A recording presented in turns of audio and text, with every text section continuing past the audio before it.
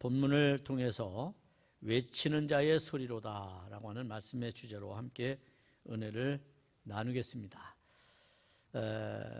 우리가 오늘 아마 첫눈, 이게 첫눈인가요?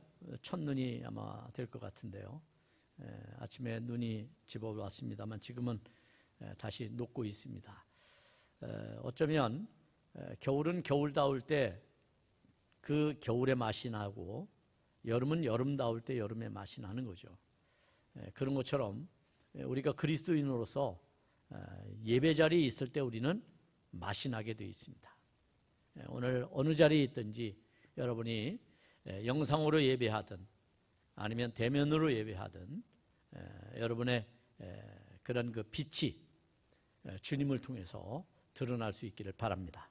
그리고 주님께서 그런 여러분을 위로하시고 축복해 주실 줄로 믿습니다. 우리는 지금 더욱 깊어진 목마름의 영성을 표현하기 위해서 우리는 대림초를 3자루나 지금 태우고 있습니다. 너무나 간절한 우리의 구주 강림에 대한 기대는 이 초가 타들어가는 것만큼 우리 안에 더욱더 간절함으로 목말라 하고 있다는 것입니다. 그런데 뜻하지 않게 또 다른 간절함이 있습니다. 그것은 바로 지금 바이러스의 재앙이라고 하는 이 코로나19의 사태 속에서 우리 이웃과 그리고 여러분 자신이 매우 큰 위협을 당하고 있기 때문에 우리는 이것으로부터도 하나님 우리를 구원해 주십시오. 이 상황에서 우리를 자유롭게 하십시오. 이 고난과 역경 중에서 우리를 지켜주십시오 라는 그런 간절한 기도를 가지고 이 시간 함께 예배하는 줄 믿습니다. 이 두 가지 마음이 우리의 예배의 마음입니다. 이 두 가지 마음을 담아서 오늘 이 말씀을 함께 듣게 될 때 여러분 안에 주님 주시는 위로가 있고 주님의 비전이 이 말씀 속에 있는 줄로 믿습니다. 본문의 주인공은 세례 요한입니다. 그렇다고 해서 그가 메시아입니까? 그렇지 않습니다. 그는 스스로 대답합니다. 나는 메시아가 아니라고 말씀합니다. 다만 주의 오실 길을 예비하는 하나님의 종, 하나님의 사자라고 이야기할 뿐이죠. 이것이 세례 요한이 가졌던 그러한 신앙적 양심이고 하나님 앞에서 의로운 그의 태도였다 이렇게 얘기할 수 있습니다. 사실 세례 요한은 빛에 대하여 증언하도록 그렇게 보냄을 받은 사람이었습니다. 말씀이 육신으로 이 땅에 오시는 하나님의 아들이 준비한 그 길로 오도록 보냄을 받은 사람, 준비된 그 길로 보냄을 받은 사람, 그 사람이 바로 세례 요한이었다는 것입니다.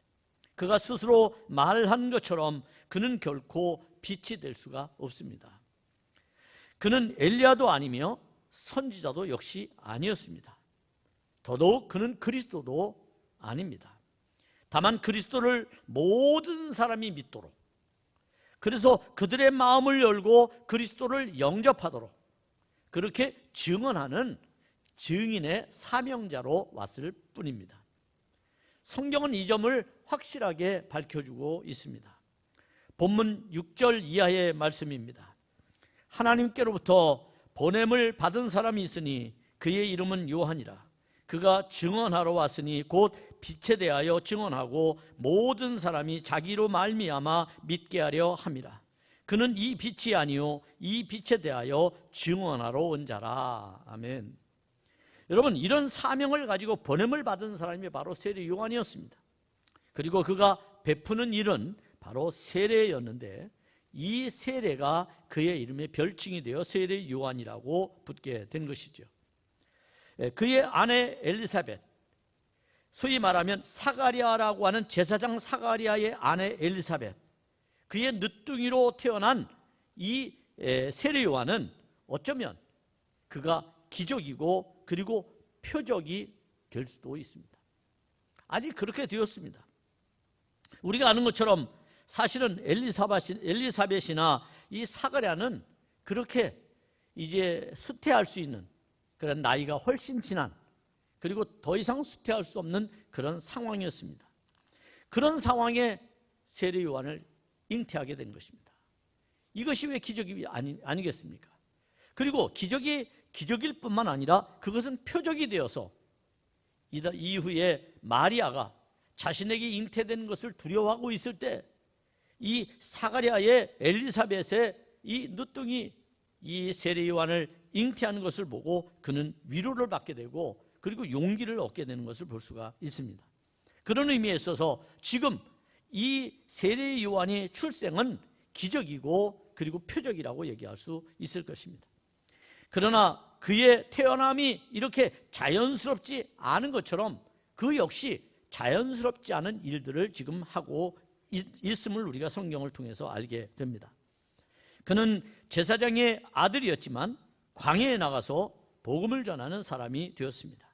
그곳에서 많은 사람들에게 주님의 길을 예비하는 사람이 되었습니다. 어쩌면 그는 태어나면서부터 목적을 가지고 태어난 사람이라고 얘기할 수 있을 것입니다. 이 목적에 대하여 누가복음 1장 16절 이하는 이렇게 말씀하고 있습니다. 이스라엘 자손을 주곧 그들의 하나님께로 많이 돌아오게 하겠습니다. 그가 또 엘리야의 심령과 능력으로 주 앞에 먼저 와서 아버지의 마음을 자식에게 거스르는 자를 의인의 슬기에 돌아오게 하고 주를 위하여 세운 백성을 준비하리라 라고 말했습니다. 이 말씀은 결국 이 세례 요한이 어떻게 활동할지를 이야기해 주는 그런 말씀입니다. 그의 출생의 자체가 분명한 목적과 뜻을 가지고 있었다고 하는 말입니다. 그렇습니다. 그는 증언하기 위해 태어난 사람이었습니다. 그는 오직 생명의 빛이신 예수 그리스도를 증언하도록 보냄을 받은 사람이었습니다. 여러분, 증언이 무엇입니까? 증인이 이 사실 있는 그대로를 진술하는 것이 증언이 아닙니까? 보고 들은 것. 여러분이 만약 예를 들어 교통사고를 경험했다면 그 교통사고를 경험한 것을 보고 들은 사람이 증인의 자리에 있게 되는 것이죠.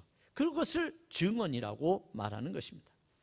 그렇습니다. 지금 세례 요한은 자신이 보고 들은 것을 증언하기 위해서 온 사람이었습니다. 자기가 보고 들은 것을 어떤 압력에도 굴하지 않고 전하는 것, 사실 그대로를 알리는 것, 그것이 바로 증인입니다. 우리 자신을 되돌아보면 우리도 어떻게 주님으로부터 부름을 받았습니까? 여러분이 왜 이 자리에 부름을 받았습니까? 그것은 여러분에게 주님께서 주고자 하는 목적과 사명이 있기 때문인데 그 사명을 우리는 증인의 사명이라고 말하는 것입니다.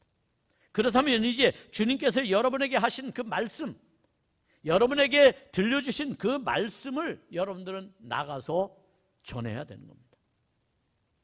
어떤 압력에도 어떤 박해에도 굴하지 아니하고 그 복음을 전하게 될 때에 우리는 그 복음을 전하는 진정한 사람으로 하나님 앞에 사명을 감당하는 존재가 될 것입니다. 복음을 위해서 헌신했던 사람들이 참으로 많습니다. 그런데 그들 가운데 일부는 자신들이 복음을 전하면서 주목을 받기 시작하면 자기도 모르는 사이에 자기를 드러내는 그런 일들을 볼 수가 있습니다. 사람들이 자기를 주목하면 우쭐해서 자기를 자랑하기 시작합니다. 심지어는 자신의 이익을 취하는 수단으로서 주님을 이용하기도 합니다. 이런 경우가 종종 있습니다. 그러나 증인이 해야 될 것은 무엇입니까? 그것은 사실 그대로를 증언하는 것밖에는 없습니다. 따라서 자기를 드러내서는 안 되는 것이죠. 자기를 자랑하거나 자기가 주목받기 위한 여러 가지 그의 처세를 드러내서는 안 되는 것입니다. 사도 바울도 이 점에 대해서 분명히 밝혀주고 있습니다. 고린도후서 4장 5절의 말씀입니다. 우리는 우리를 전파하는 것이 아니라 오직 그리스도 예수의 주되신 것과 또 예수를 위하여 우리가 너희의 종된 것을 전파함이라 라고 했습니다.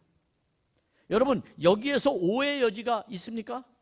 이 말씀에 대한 오해의 여지가 여러분에게 있습니까? 없습니다. 사도 바울은 그랬습니다. 늘 자기 자신에 대해서 분명히 말해왔습니다. 나는 누구냐? 나는 예수의 종이다. 나는 예수께서 하나님의 나라를 위하여 복음을 위하여 이방인에게 복음을 전하라고 보낸 자다. 바울은 늘 자기 자신에 대해서 그렇게 밝히고 말했습니다. 오해의 여지가 전혀 없습니다. 그 당시 유대인들은 그리스도를 간절히 기다리고 있었죠. 특히 로마 제국의 압제 아래서 심한 고난과 박해를 겪고 있던 그들에게 한 가지의 간절한 소망이 있다면 그토록 간절히 원하는 메시아가 그들에게 와서 그들을 해방시키고 자유를 줄 것에 대해서 그들은 간절히 원했습니다. 그것이 얼마나 간절했으면 지금 광야에서 복음을 전하고 있는 세례 요한, 그에게 찾아가서 그가 당신이 아니냐라고 묻고 있는 것입니다. 소위 말하면 예언되었던 그러한 선지자, 예언자, 더 나아가서 메시아가 아니냐라고 묻고 있는 겁니다. 그것이 오늘의 본문의 이야기입니다. 따라서 세례 요한은 그들을 향해서 회개할 것을 촉구하고 그리고 그들에게 그리스도가 오실 것을 과감하게 말씀을 하고 있습니다. 그래서 유대인들은 그러한 세례 요한을 보면서 참으로 그가 선지자일 것 같고 그리고 그가 엘리야일 것 같고 더 나아가서는 그가 그리스도일 것 같은데 그런 의문을 풀기 위해 지금 세례 요한 앞에 찾아 나옵니다. 그리고 그에게 묻습니다. 내가 누구냐라고 묻습니다. 그러자 그가 뭐라고 대답합니까? 이렇게 세례 요한이 대답합니다. 나는 그리스도가 아니다. 나는 그리스도가 아니다. 자기 자신에 대하여 그리스도가 아니라고 하는 것을 분명히 밝히고 있는 겁니다. 오해할 수 있는 여지를 전혀 남기지 않는 것이죠. 자기를 바라보며 혹 오해할 수 있는 사람들이 있을까? 그는 자기 자신에 대하여 분명히 아니라고 대답하고 있는 것입니다. 이것이 그리스도 앞에 있는 우리의 태도여야 합니다. 주님 앞에 서 있는 자들은 항상 겸손하여 자기를 낮추어야 합니다. 그리스도의 영광을 위하여, 주님의 영광을 위하여 자기를 높이거나 자기를 드러내거나 자기가 어떤 그 자리에서 영화롭게 되는 것을 추구해서는 안 됩니다. 그것은 어리석은 것입니다. 세례 요한에게 그리스도가 아니냐는 물은 것을 보면 우리가 어느 정도 알 수 있는 것은 세례 요한은 그 당시에 매우 명성이 뛰어났다라고 하는 것을 알 수 있습니다. 사람들에게 높은 평가를 받고 있었다는 말입니다. 그럼에도 불구하고 그는 자기를 아니라고 말합니다. 혹시 사람들이 엘리야냐 선지자냐라고 질문할 때마다 그는 아니라고 대답할 수밖에 없었던 것은 그의 솔직한 마음이었기 때문입니다. 그럼에도 불구하고 세례 요한은 자기가 그리스도가 아니라고 하는 것을 알림으로써 자기에게 자기가 사명을 감당해야 할 그리고 자기가 증거해야 할 그 예수 그리스도를 드러나게 하는 일에 그는 최선을 다했습니다. 이런 세례 요한의 태도는 하나님 앞에 진실하고 의로운 자의 모습이었습니다. 이것이 건강한 가치관을 갖는 성도의 태도가 되어야 합니다. 오늘 그리스도인의 건강한 신앙적 양심은 바로 이런 데로부터 오는 것이라고 얘기할 수 있습니다. 우리는 언제나 건강한 신앙의 태도를 가지고 살아야 합니다. 건강한 영성을 가지고 살아야 합니다. 건강한 복음적 응답이 우리에게 없으면 언제든 우리는 실패할 수밖에 없습니다. 이제 세례 요한은 제사장들과 레위인들에게 자신의 분명한 정체성을 두 가지로 밝혀주고 있습니다. 그 첫째는 바로 이사야의 예언처럼 광야에 외치는 자의 소리라고 말합니다. 세례 요한 자기가 당신은 누구냐라고 물을 때 나는 광야에서 외치는 소리다 라고 말합니다. 또 다른 질문에 대하여 그는 뭐라고 대답합니까? 나는 물의 세례를 주는 사람이다 라고 말합니다. 이것이 세례 요한이 갖는 정체성이었습니다. 그렇다고 해서 여러분 세례 요한의 정체성만 있습니까? 사명이 있죠. 그 사명은 무엇이었습니까? 주님 오실 길을 예비하는 사명입니다. 소위 말하면 길을 닦는 자의 사명이었습니다.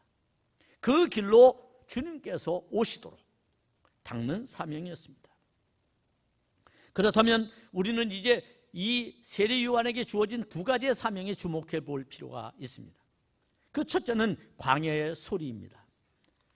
여러분 주의 길을 곧게 하라 하고 광야에서 외치는 자의 소리로다 라고 하는 23절의 말씀, 이 말씀을 우리가 기억한다면 우리는 이제부터 세례 요한이 무엇을 하는 존재인지를 명확하게 규정할 수 있습니다. 특히 이 본문 23절의 말씀을 인용한 이사야 40장 3절로 4절의 말씀을 보면 다음과 같습니다. 외치는 자의 소리여 이르되 너희는 광야에서 여호와의 길을 예비하라. 사막에서 우리 하나님의 대로를 평탄하게 하라. 골짜기마다 돋우며 산마다 언덕마다 낮아지며 고르지 아니한 곳이 평탄하게 되며 험한 곳이 평지가 될 것이다 라고 말씀합니다. 여러분, 세례 요한이 하는 사명은 바로 이와 같은 일이었습니다. 이것을 한마디로 말하면 길을 닦는 사람입니다. 길을 닦는 사람. 뭐 오늘날로 말하면 토목공사를 하는 사람이라고 그럴 수 있을까요? 그런데 물론 본질이 다르죠. 세상의 길을 내는 것이 아니라 우리의 마음의 길을 내는 것이니까 조금 다른 의미로 우리가 해석해 볼 수 있습니다. 하지만 여기서 소리라고 하는 것은 무엇입니까? 그것은 존재가 없는 것을 말합니다. 우리는 세례 요한이 왜 자기를 소리라고 말했는지에 대해서 두 가지로 생각해 볼 필요가 있습니다. 그 첫째는 자신의 겸손함을 드러내는 것이었습니다. 그럼에도 불구하고 이 소리는 하나님의 신적인 권위를 나타내는 것이기도 합니다.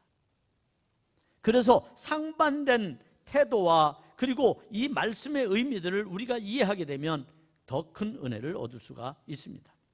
사람들이 그 소리를 듣고 닦은 광야의 길, 그 길로 주님께서 지금 찾아오십니다. 그리고 그 길로 주님께서 오시는데 이 길은 어떤 길입니까? 바로 마음의 길입니다. 우리가 말씀으로, 기도로, 그리고 여러 가지 우리의 삶의 헌신과 봉사로 닦여진 마음, 그 고든 마음, 그 평탄한 마음, 그 길로 주님께서 오신다는 것입니다. 성경에서 이 소리를 뭐라고 말합니까? 헬라어로 포네라고 말합니다. 포네. 이 포네라고 하는 뜻은 하나님의 음성, 말씀, 또 사람의 언어, 이런 것들을 이야기하기도 합니다. 자, 음성이나 소리. 그러면 성경에서 말할 때 음성이나 소리는 무엇을 이야기하는 걸까요? 그것은 말씀의 진실성을 의미합니다. 여러분, 예수님께서 세례를 받고 난 다음 그가 물 위에서 올라왔을 때 하늘에서 어떤 소리가 들렸습니까? 이는 내 사랑하는 아들이다 라고 하는 소리가 들렸습니다. 이것은 예수 그리스도의 본질, 예수 그리스도의 가치에 대한 진실성을 말해주는 말입니다. 또 다른 의미로는 이는 내 사랑하는 아들이다 라고 하는 말은 그에게 신적인 권위가 있다는 말씀입니다. 그래서 오늘 우리가 이 소리라고 하는 말 속에서 선포된 말씀의 권위를 나타내는 것으로 이해할 수 있습니다. 세례 요한은 비록 광야에 있지만 약대토를 짓고 석충을 먹고 그가 그곳에서 복음을 전하고 있지만 외로운 고독한 삶을 살아가고 있지만 그러나 그가 하는 일은 매우 권위 있는 일이다. 그가 하는 일은 매우 하나님께서 그에게 부여한 사명의 일이다라고 하는 것을 알 수가 있습니다. 한편 소리는 어떤 것입니까? 실체가 없습니다. 아무런 흔적을 남기지 않습니다. 소위 세례 요한은 자기를 광야의 소리라고 한 것은 광야가 어떤 것입니까? 도시에서 버림받은 사람들이 가는 곳 아닙니까? 도시 사회 속에서 밀려난 사람들이 가는 곳 아닙니까? 그런 광야에서 지금 세례 요한이 복음을 외치고 있다고 하는 것은 자기 스스로에 대한 존재를 의미 없게 만드는 일이었어요. 다만 들을 수 있고 이해할 수 있기 때문에 흔적을 남길 수 없지만 그 에너지는 매우 크다고 얘기할 수 있습니다. 여러분, 말씀이라고 하는 것, 소리라고 하는 것은 그 힘이 있습니다. 그 에너지가 있습니다. 그래서 여러분, 말이라는 게 얼마나 중요함을 우리는 많은 사회적 경험을 통해서 배우고 깨닫지 않습니까? 말이 얼마나 중요한지. 사람을 살릴 수도 있고 죽일 수도 있고 상처를 낼 수도 있고 싸맬 수도 있고 그것이 우리의 말 아닙니까? 그래서 말을 잘해야 됩니다. 왜? 예수 믿는 사람들에게는 선포된 말씀의 권위가 있기 때문에 그렇습니다. 이것을 무시할 수가 없습니다.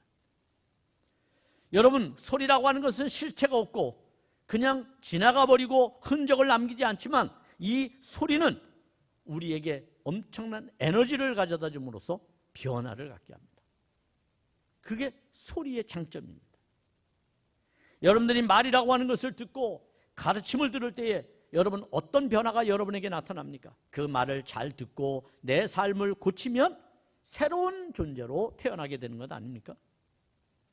방황하고 그리고 잘못된 것들과 함께 짝하던 삶이 그리스도의 구원의 길로, 의로운 길로 돌아오는 것, 그것이 바로 이 소리가 가져다주는 변화의 능력이라고 얘기할 수 있습니다.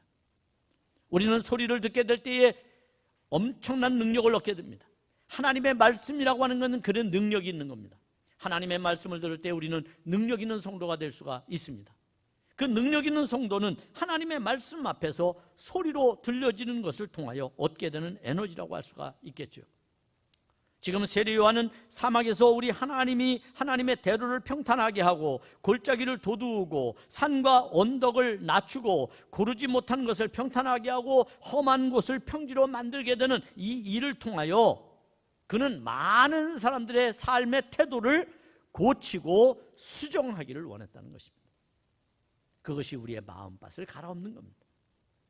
우리의 마음을 삐딱한 마음, 상처난 마음, 그리고 굴곡진 마음, 그리고 어떻게 보면 단절된 마음, 닫혀진 마음, 이런 것들을 열음으로써 예수 그리스도가 그 마음으로 찾아오도록, 그 마음에 도달하도록 그렇게 하는 것이 우리의 신앙의 모습이고 세례 요한이 외치는 자기의 소리의 실체였다는 것입니다. 하나님의 말씀을 듣는 이들은 변화될 수 있습니다. 우리가 기독교 역사에 보면 수많은 종교개혁가들, 마틴 루터를 포함해서 요한 웨슬리, 존 칼뱅, 이런 사람들 모두가 다 하나님의 말씀으로 삶의 태도를 바꿨던 사람들입니다. 기존에 왜곡되고 잘못된 질서에 도전했던 사람들이죠. 그들에게 하나님의 신적 권위가 없었다면, 선포된 말씀의 권위가 없었다면 어떻게 그 일을 할 수가 있었겠습니까? 인간의 사사로운 안위를 챙길 때에 그것은 할 수가 없는 것입니다. 그러나 하나님께서 그에게 주어진 이 진실성과 말씀에 대한 진실성과 선포된 말씀에 대한 권위는 그의 삶을 하나님께 헌신하고 투신하도록 만듭니다. 그래서 그런 사람들은 하나님의 말씀을 들으면서 자기의 삶의 태도를 바꿨습니다.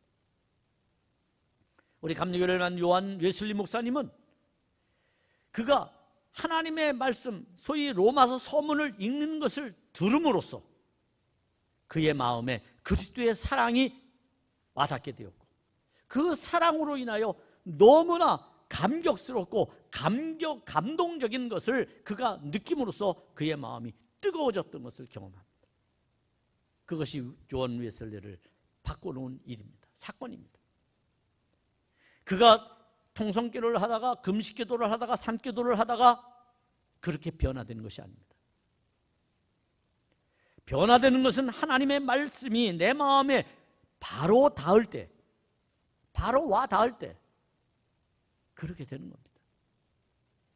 그래서 예수님께서도 여러 가지 비유로, 또 땅에 대한 비유로, 밭에 대한 비유로 그렇게 하나님의 말씀을 듣는 자들에 대하여 이야기하고 있지 않습니까? 광야를 가로질러 오실 메시아, 그 예수 그리스도가 존재하는 그 자리, 그곳에 지금 세례 요한이 서 있는 겁니다. 그러나 세례 요한은 실체가 없습니다. 그는 자기 자신을 아무것도 아니라고 표현합니다. 단지 자기가 가졌던 그 사명만이 남아있을 뿐이라고 말합니다. 그것이 그의 소리였습니다. 우리도 하나님이 여러분을 사용하실 때, 여러분을 부르실 때, 여러분을 불러내어 하나님의 귀한 도구로 사용하실 때 여러분 자신을 드러내기보다 주의 영광이 나타날 수 있도록 겸손하게 주의 사명을 감당하는 여러분이 되기를 축복합니다. 그럴 때 우리는 세례 요한 앞에 부끄럽지 않은 존재가 될 수 있습니다. 두 번째는 물로 세례를 주는 일이었습니다. 세례 요한이 이 땅에서 했던 또 다른 사명이 있다면, 또 다른 일이 있다면 그의 정체성은 물로 세례를 주는 거였습니다. 바리새인들이 보낸 자들이 이제 세례 요한에게 두 번째 질문을 합니다. 너가 그리스도도 아니요 엘리야도 아니요 선지자도 아니라면 너는 어찌해서 지금 세례를 주고 있느냐, 그런 얘기예요. 선지자도 아닌데 엘리야도 아닌데 어찌 세례를 주느냐라고 묻는 것입니다. 이에 대하여 요한은 이렇게 대답을 합니다. 26절 27절의 말씀입니다. 나는 물로 세례를 베풀거니와 너희 가운데 너희가 알지 못하는 한 사람이 섰으니 곧 내 뒤에 오시는 그이라. 나는 그의 신발끈을 풀기도 감당하지 못하겠노라. 이렇게 말씀합니다. 여러분, 오늘 생각해 보십시오. 세례 요한이 지금 어떤 존재였습니까? 그의 고백 속에서 알 수 있는 것은 그는 철저히 그리스도의 종이었습니다. 세상적으로 말하면 그가 먼저 태어났습니다. 형입니다. 그리고 당시로 말하면 그가 훨씬 인기가 좋았습니다. 그에게 많은 제자들이 있었습니다. 그를 따르는 사람들이 많았습니다. 그런데 지금 세례 요한은 뭐라고 말합니까? 자기는 그의 신발끈을 풀기도 감당하지 못하는 존재로, 소위 말하면 종보다도 못한 존재로 자기를 평가하고 있는 것입니다. 사막에서 우리 하나님의 대로를 평탄하게 하고 골짜기를 도두으며 산과 언덕을 낮아지게 하고 고르지 못하는 것을 평탄하게 하며 험한 곳이 평지가 되도록 닦는 길이 어찌 시시한 일이겠습니까? 얼마나 존귀한 일입니까? 하나님의 말씀을 전하는 게 얼마나 대단한 일입니까? 존귀한 일입니까, 여러분? 그럼에도 불구하고 남이 자기를 존경해 주어도 자기는 스스로 부족한 자이고 없는 자이고, 그리고 언제나 그리스도만이 자기 앞에 세워지기를 원하는 마음, 그것이 바로 세례 요한의 마음이었습니다. 이런 마음이니까 그리스도의 오시기를 닦는 사람이 된 것입니다. 그리고 그렇게 세례 요한 앞에 오는 사람들, 세례 요한이 회개하라고 말했을 때 회개하라는 말씀을 듣고 세례 요한에게 끊임없이 오는 사람들, 그런 사람들에게 세례 요한이 할 수 있는 것은 세례를 주는 것밖에는 없었습니다. 그것은 그들에게 베풀 수 있는 가장 큰 서비스였습니다. 마음을 바꾼 사람들, 그 사람들이 받는 것이 세례입니다. 여러분 어떻습니까? 여러분의 세례를 떠올려 보시기 바랍니다. 여러분의 세례가 성령을 통해서 주어진 진정한 세례였습니까? 아니면 물만 얻는 세례였습니까? 성경을 통해서 우리가 확신하는 것은 여러분이 적어도 여러분의 입으로 그리스도를 주라고 시인할 수 있는 자라면 우리는 성령에 의해서 세례 자리에 이끌림을 받았다고 고백해야 될 것입니다. 그것이 우리의 신앙의 고백입니다. 그런데 만약 우리가 주는 그리스도라고 고백을 할 때 이 고백에 대한 증거가 뭐냐? 그것은 세례를 뛰어넘는 자기의 삶의 변화다라고 하는 겁니다. 우리가 세례를 받았는데 세상에서 살 때 세상을 쫓고, 그리고 세상의 이권을 다투고, 세상에서 출제하기를 원하고 세상의 목적과 목표가 있고, 그러던 우리의 삶이 주님을 향해서 유턴했다면, 이제는 나는 예수 그리스도를 목표로 해서 그분을 대상으로 해서 살겠다는 그러한 중심의 마음이 우리에게 서 있다면 우리는 우리의 마음의 태도를 바꿔야 하는 겁니다. 그래서 예수를 믿으면 우리가 변화되어야 하는 이유가 여기 있습니다. 그렇지 않으면 우리의 세례가 증명될 수가 없기 때문인 것이죠. 단지 물로 세례를 받았다고 해서 되어지는 문제가 아니라 적어도 우리가 그리스도를 통하여 바른 이해를 갖고 우리의 삶의 바른 태도와 마음을 바꾸는 일이 선행되지 않으면 세례에 대한 증거는 무의미하다고도 할 수가 있을 것입니다.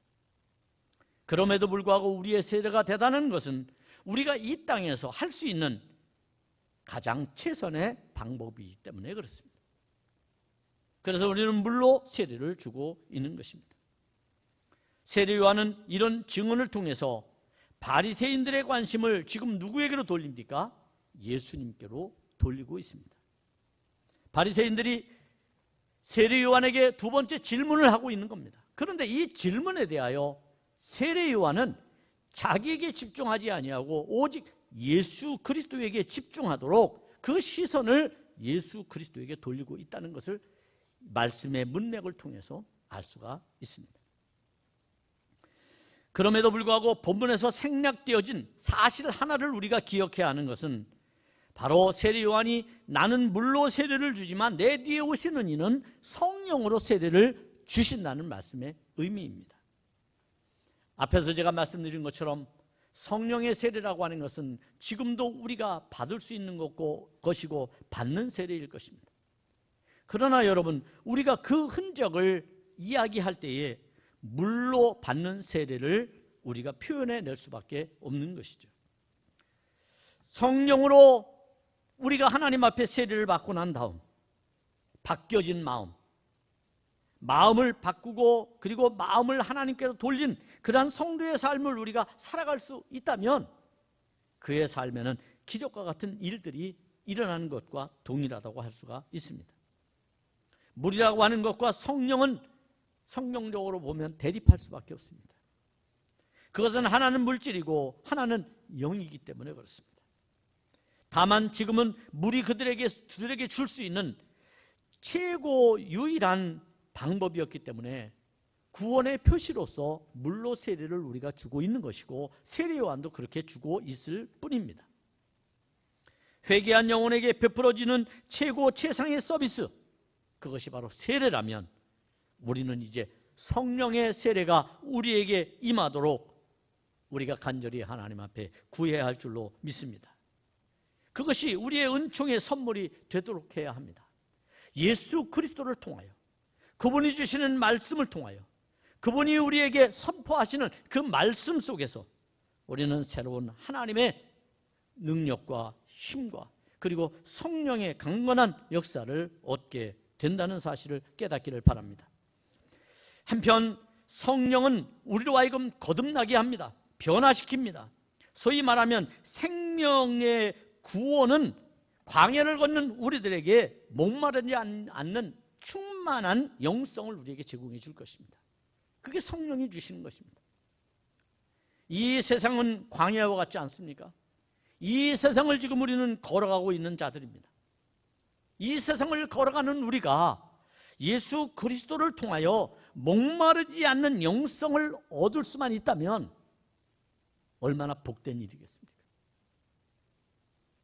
그래서 광야길이 끝나도록 우리는 영원히 목마르지 않는 그러한 심령으로 주님과 함께 오롯이 걸어가는 인생을 걸어가게 될 것입니다. 그런 삶을 여러분 추구하시기를 바랍니다. 그런 삶을 간절히 원하시기를 바랍니다.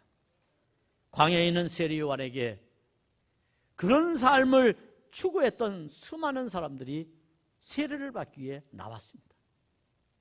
그들은 회개했고 마음을 돌이켰습니다. 그래서 변화된 심령이 되었고 변화된 심령의 표시로 세례를 받은 것입니다. 우리 모두가 세례를 받은 자라면 이제 우리도 영원히 목마르지 않는 충만한 영성으로 그리스도와 함께 험한 길을 평탄하게 하고 굴곡진 인생을 곧게 만들고 그래서 신실하고 의로운 성도로서 하나님의 구원을 경험하는 여러분의 삶이 되기를 주님의 이름으로 축복합니다. 기도하겠습니다. 주님 감사합니다. 주신 하나님의 말씀 마음에 새깁니다. 우리들로 하여금 광야에 외치는 소리인 세례 요한의 회개의 소리를 듣고 회개하여 주님 앞에 나와 세례를 받음으로써 하나님 완전한 구원, 충만한 영성으로 살아가는 저희들이 되도록 은혜를 베풀어 주옵소서. 우리에게 주어질 성령의 세례를 기대합니다. 하나님 도우시고 인도하시고 복음의 역사 속에 우리의 삶의 태도가 변화되도록 축복해 주옵소서. 예수님의 이름으로 기도하옵나이다. 아멘.